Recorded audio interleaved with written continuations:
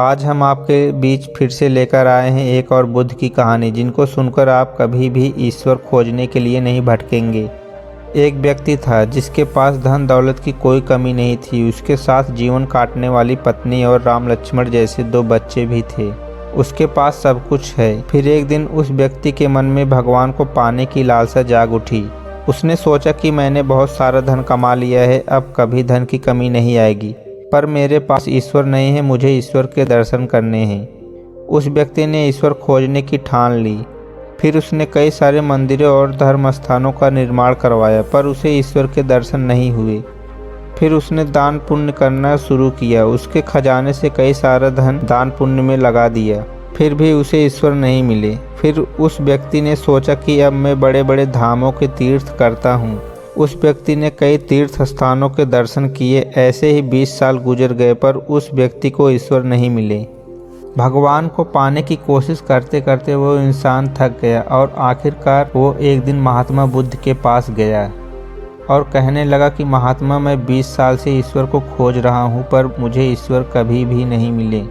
क्या आप मुझे ईश्वर पाने का कोई मार्ग दिखा सकते हैं? उस व्यक्ति की बातें सुनकर महात्मा बुद्ध उससे पूछने लगे कि सुनो, ईश्वर खोजना कोई बड़ी बात नहीं है, वह तो बड़ी आसानी से मिल जाते हैं। अच्छा, तुम ये बताओ कि ईश्वर को खोजने के लिए तुमने क्या क्या किया और कहाँ कहाँ खोजा? वह व्यक्ति बुद्ध को पूरी बात बताता है कि मैंने कई सारे मंदिरों और धर्म स्थानों का निर्माण किया, दान पुण्य किया और कई सारे तीर्थ स्थानों के दर्शन किए, फिर भी मुझे ईश्वर नहीं मिले।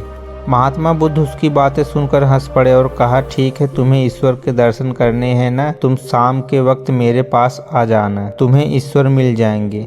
वो सज्जन खुश होकर चला गया कि मुझे ईश्वर के दर्शन होंगे। फिर कुछ देर बाद शाम होने को आई, पर महात्मा बुद्ध शाम होने से पहले कुछ ढूंढने लगे। शिष्यों ने आकर पूछा कि गुरुजी, आप क्या ढूंढ रहे हैं?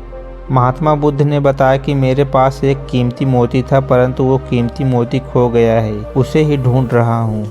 महात्मा बुद्ध की बात सुनकर शिष्य भी उस मोती को ढूंढने लगे। सभी मोती को ढूंढ ही रहे थे कि इतने में वह व्यक्ति भी आ पहुंचा। उसने देखा कि कुटिया के बाहर महात्मा बुद्ध और उनके शिष्य कुछ ढूंढ रहे हैं। उस व्यक्ति ने बुद्ध के पास जाकर पूछा कि आप सब क्या ढूंढ रहे हैं? महात्मा बुद्ध ने बताया कि मेरा कीमती मोती खो गया है, उसे ही ढूंढ रहे हैं। यह सुनकर वह व्यक्ति भी उस खोए हुए मोती को पूरी लगन से ढूंढने लगा। ढूंढते ढूंढते रात होने को आई, पर मोती नहीं मिला।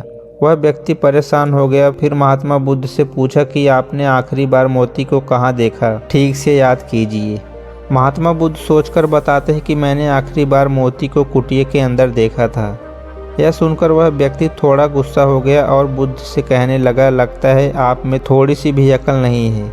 अगर मोती आपकी कुटिया के अंदर गुम हुआ है तो कुटिया के अंदर ही मिलेगा ना, बाहर थोड़ी न मिलेगा। आप सब व्यर्थ में बाहर इधर उधर ढूंढ रहे हैं और मुझे भी अपने साथ लेकर ढूंढ रहे हैं। आप अपना तो समय व्यर्थ कर रहे हैं, पर दूसरों का भी समय व्यर्थ कर रहे हैं।